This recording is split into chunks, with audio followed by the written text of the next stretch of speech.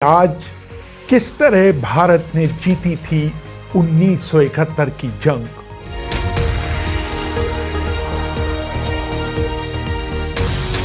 उन्नीस सौ इकहत्तर के बांग्लादेश अभियान की सबसे निराली बात थी कि भारतीय सेना के सामने पूर्वी पाकिस्तान की राजधानी ढाका पर कब्जा करने का लक्ष्य रखा ही नहीं गया था। भारत की रणनीति थी कि पूर्वी पाकिस्तान की अधिकाधिक जमीन पर कब्जा कर वहां पर बांग्लादेश की सरकार स्थापित की जाए ताकि भारत आए 1 करोड़ से ज्यादा शरणार्थियों को वहां वापस भेजा जा सके। मिलिट्री ऑपरेशन के महानिदेशक मेजर जनरल के सिंह ने युद्ध की जो योजना बनाई थी उसके 3 बिंदु थे। श्रीनाथ राघवन अपनी किताब 1971 a global history of the creation of Bangladesh में लिखते हैं, योजना का पहला उद्देश्य था पूर्वी पाकिस्तान के 2 बड़े बंदरगाहों चटगांव और खुलना पर कब्जा करना ताकि और पाकिस्तानी सैनिक वहां न उतर सके। दूसरा लक्ष्य था उन जगहों पर कब्जा करना जहां से पाकिस्तानी बल एक जगह से दूसरी जगह पर न आ जा सके। तीसरा उद्देश्य था पूर्वी पाकिस्तान को छोटे छोटे हिस्सों में बांट देना ताकि भारतीय सैनिक एक एक कर उन्हें अपने नियंत्रण में ले सकें। ढाका पर कब्जा करने की बात सोची जरूर गई थी, लेकिन उसे जरूरत से ज्यादा महत्वाकांक्षी मानकर छोड़ दिया गया था। यह मानकर चला जा रहा था कि इस पूरे अभियान में भारतीय सेना को 3 सप्ताह लगेंगे। सन 1965 के युद्ध में भारत का अनुभव था कि युद्ध विराम के अंतर्राष्ट्रीय दबाव के कारण इस अभियान को और लंबा नहीं किया जा सकता था। जनरल जैकब का मानना था कि ढाका पर कब्जा करना भारतीय सेना का मुख्य उद्देश्य होना चाहिए था। JFR जैकब अपनी किताब सरेंडर एट ढाका में लिखते हैं, लड़ाई से कुछ महीनों पहले मैंने पाकिस्तानी ठिकानों को बाईपास कर सीधे ढाका कूच करने की योजना को अंतिम रूप दिया था, लेकिन जब मानिक शाह और के सिंह पूर्वी कमान के मुख्यालय पर आए थे तो हमारे मतभेद खुलकर सामने आ गए थे। जब के सिंह ने अपना प्लान सामने रखा तो मैंने कहा कि ढाका पूर्वी पाकिस्तान का जियोपॉलिटिकल हार्ट है। हम पूर्वी पाकिस्तान पर कब्जे की बात ढाका पर कब्जा किए बिना नहीं सोच सकते।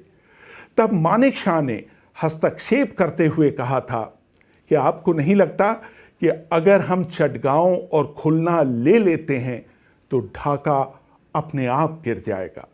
मैंने कहा मैं इससे सहमत नहीं हूं। मैंने फिर दोहराया कि हमारा उद्देश्य ढाका पर कब्जा होना चाहिए। इस पर मानिक शाह ने कहा ढाका हमारी प्राथमिकता नहीं है, मैं इस पर कब्जा करने के लिए अतिरिक्त सैनिक भी नहीं दूंगा। इस पर जनरल अरोड़ा ने अपनी रजामंदी दिखाई थी। बाद में एयर चीफ मार्शल PC लाल ने अपनी आत्मकथा माई ईयर्स विद IAF में लिखा था, हम ये मानकर नहीं चल रहे थे कि हम पाकिस्तानी सेना को पूरी तरह हराकर ढाका पर कब्जा कर पाएंगे। शुरू में लगा भी कि कुछ ऐसा ही होने जा रहा है। भारतीय सेना ने जैसोर पर तो 7 दिसंबर को कब्जा कर लिया था, लेकिन खुलना पर उसका कब्जा ढाका में पाकिस्तानी सेना के हथियार डालने के बाद ही हो सका था। जब सगत सिंह के सैनिक बहुत तेज गति से ढाका के बिल्कुल नजदीक पहुंच गए, तब ढाका पर कब्जा करने की बात सोची गई।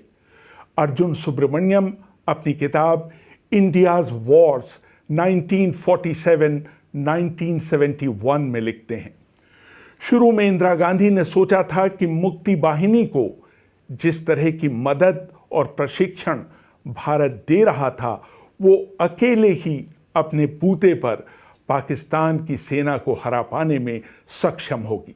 लेकिन उन्होंने इस बात का अंदाजा नहीं लगाया था कि पाकिस्तान की सेना की निर्दयता बढ़ती चली जाएगी और भारत में आने वाले शरणार्थियों की संख्या बढ़ती चली जाएगी। जब नवंबर आते आते भारत में पूर्वी पाकिस्तान से आए शरणार्थियों की संख्या 1 करोड़ पार कर गई और पूरी दुनिया ने इसे रोकने की कोई कोशिश नहीं की, तो भारत के पास पाकिस्तान से पूर्वी सीमा पर युद्ध करने के अलावा कोई विकल्प नहीं बचा। इस लड़ाई में पाकिस्तान के सैनिकों ने भारतीय सेना के सामने आत्मसमर्पण किया और बांग्लादेश के रूप में नए राष्ट्र का जन्म हुआ। कई पाकिस्तानी युद्धबंदियों ने भी स्वीकार किया कि उनके साथ भारत में अच्छा व्यवहार किया गया था। सेना मुख्यालय का आदेश था कि पाकिस्तानी सैनिकों के साथ जिनीवा समझौते के अनुसार व्यवहार किया जाए। लेफ्टिनेंट जनरल टॉमस मैथ्यू याद करते हैं, आगरा में उनकी पैरा यूनिट को अपने बैरक खाली कर देने के बाद टेंट में रहना पड़ा ताकि पाकिस्तानी युद्धबंदियों को वहां रखा जा सके। इस आदेश के बावजूद कि पाकिस्तानी युद्धबंदियों से कम घुला मिला जाए, मैंने युद्धबंदी कैंप का निरीक्षण करने का फैसला किया।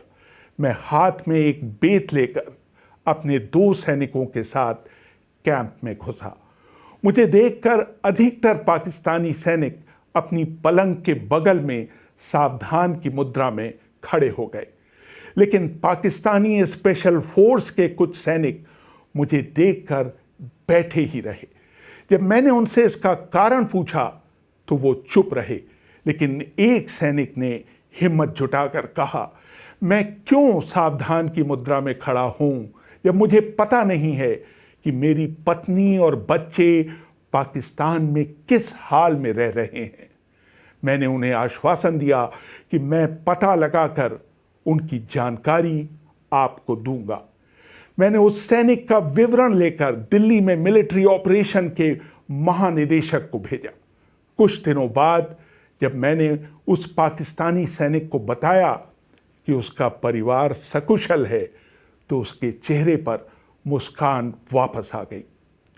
इस लड़ाई में अमेरिका के सुरक्षा सलाहकार हेनरी किसिंजर ने अपने विवेक का इस्तेमाल न करते हुए अपने बॉस रिचर्ड निक्सन के साथ जाने का फैसला किया।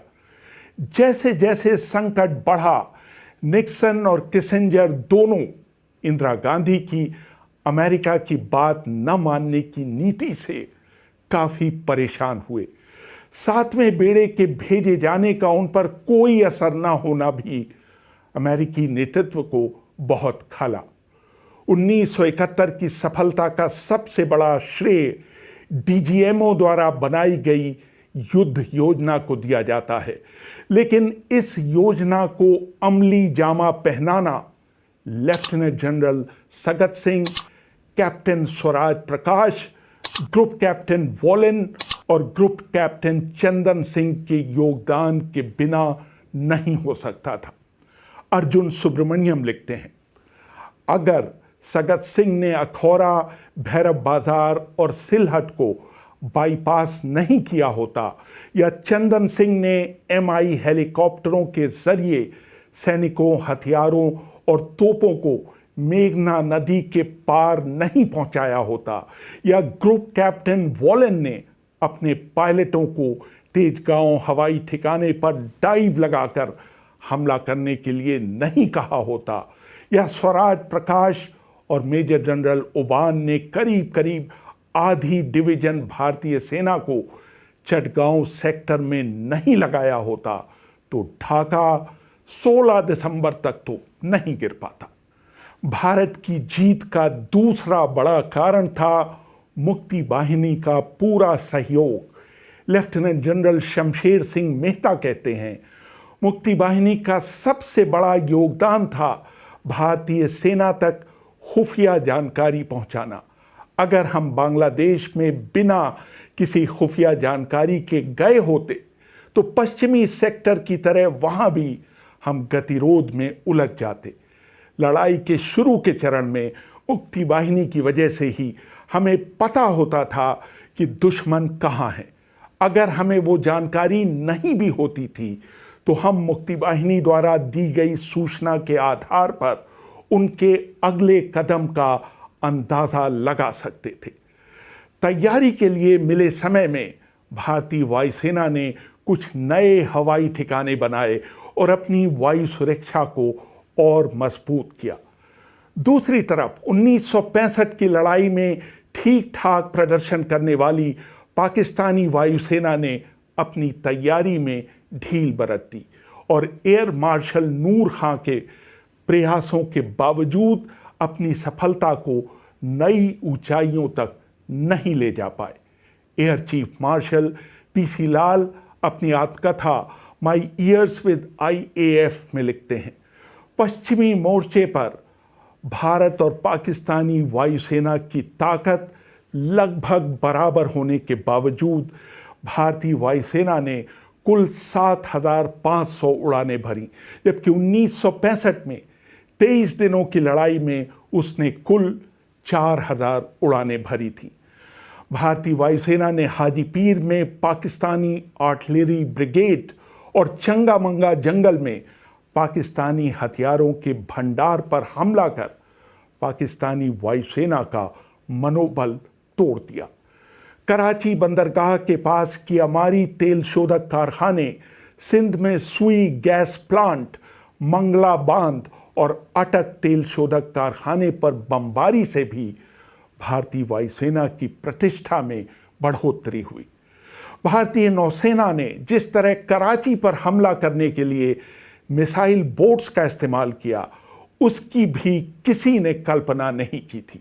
हमले के दौरान मिसाइल बोट के चालक दल ने आपस में रूसी भाषा में बात की ताकि पाकिस्तानी उनकी भाषा न समझ सके। पाकिस्तानी नौसेना आक्रामक रणनीति बनाने में असफल रही। वो भारत की एक पनडुब्बी INS खुखरी डुबा पाने में जरूर कामयाब रहे, लेकिन विक्रांत को डुबोने आई उनकी पनडुब्बी गाजी विशाखापट्टनम के तट के पास खुद ही डूब गई। सैन्य मामलों के विशेषज्ञों के बीच इस बारे में आज भी बहस होती है कि अगर जनरल मानेक शॉ ने अप्रैल में पूर्वी पाकिस्तान पर हमला करने के इंदिरा गांधी के आदेश को मान लिया होता तो क्या हुआ होता। कुछ विशेषज्ञों का मानना है कि इससे शायद भारत को फायदा हुआ होता, क्योंकि तब तक पाकिस्तान की तैयारी बिल्कुल नहीं के बराबर थी। लेकिन अर्जुन सुब्रमण्यम का मानना है कि अगर ऐसा हो जाता तो भारतीय सेना की आंख और कान का काम करने वाली मुक्ति वाहिनी की मदद उन्हें न मिल पाती। इसका मतलब ये होता कि भारत के फील्ड कमांडर सूचना के अभाव में उसी तरह अंधेरे में तीर चलाते जैसा उन्होंने पश्चिमी मोर्चे पर चलाए थे। उनकी आगे बढ़ने की प्रगति उससे कहीं धीमी हुई होती जितनी वास्तव में हुई, क्योंकि पाकिस्तानी सेना को तंग करने के लिए मुक्ति वाहिनी वहां नहीं होती। दूसरे, इससे भारतीय सेना की आगे बढ़ने की गति भी प्रभावित होती, क्योंकि भारतीय सेना को मॉनसून में लड़ने का तजुर्बा नहीं था। जहां तक बांग्लादेश अभियान के मनोवैज्ञानिक पहलू की बात है, लड़ाई के पहले सप्ताह में ही जनरल नियाजी की विरोध करने की इच्छा शक्ति समाप्त हो चली थी। तंगेल पैराड्रॉप और ढाका के गवर्नमेंट हाउस पर MiG-21 और हंटर विमानों के हमले ने नियाजी को मनोवैज्ञानिक रूप से तोड़ कर रख दिया था। पाकिस्तानी फील्ड कमांडरों को लगने लगा था कि हार के लिए जिम्मेदार ठहराए जाने से बेहतर है कि वो भारतीय सेना के सामने हथियार डाल दें। लेफ्टिनेंट जनरल शमशेर सिंह मेहता कहते हैं, अगर सगत सिंह और चंदन सिंह न हुए होते तो ढाका भी नहीं होता। अगर पूर्वी कमान के मुख्यालय में जनरल जैकब नहीं होते तो पाकिस्तानी सेना का आत्मसमर्पण नहीं हो पाता। जहां सगत सिंह सैनिक मामलों में जीनियस थे, वहीं जैकब दुश्मन का दिमाग पढ़ने में माहिर थे। मानेकशॉ ने लड़ाई से कई महीने पहले अपने साथ काम कर चुके काबिल अफसरों lieutenant general Jagjit Singh Arora, major general Jacob, lieutenant general Sagat Singh और मेजर जनरल इंदर गिल को महत्वपूर्ण पदों पर बैठा दिया था। एयर चीफ मार्शल पीसी लाल ने भी तेज अफसरों की पहचान कर विनायक मालसे, मैली वॉलन और चंदन सिंह को महत्वपूर्ण जिम्मेदारियां दी थी। एडमिरल नीलकांता कृष्णन, एसएन कोहली और स्वराज प्रकाश के रूप में एडमिरल नंदा ने चुनिंदा अफसर चुने थे, जो उनकी योजना पर अमल करने में पूरी तरह से सक्षम थे। युवा अफसरों में अरुण खेत्रपाल, होशियार सिंह, निर्मलजीत सिंह सेखों, बहादुर करीम नवीना और डॉन लजारोस ने बहादुरी की नई मिसाल कायम की थी। जहां तक राजनीतिक नेतृत्व की बात है, इंदिरा गांधी और जगजीवन राम को युद्ध का नेतृत्व करने का कोई अनुभव नहीं था और न ही उन्हें सैनिक मामलों की कोई गहरी समझ थी, लेकिन उन्होंने इस मामले में सैन्य बलों की बहुत मदद की कि उन्होंने उनके सामने स्पष्ट रूप से राजनीतिक लक्ष्य रखे और सेना प्रमुखों को काम करने की पूरी आज़ादी दी। सेना प्रमुखों ने जो सलाह दी उसे एक विस्तृत रणनीति का हिस्सा बनाया गया। राजनीतिक इच्छा शक्ति और राष्ट्रीय सुरक्षा के लिए जिम्मेदार लोगों के बीच समुचित तालमेल ने भारत को इस युद्ध में विजयी बनाया।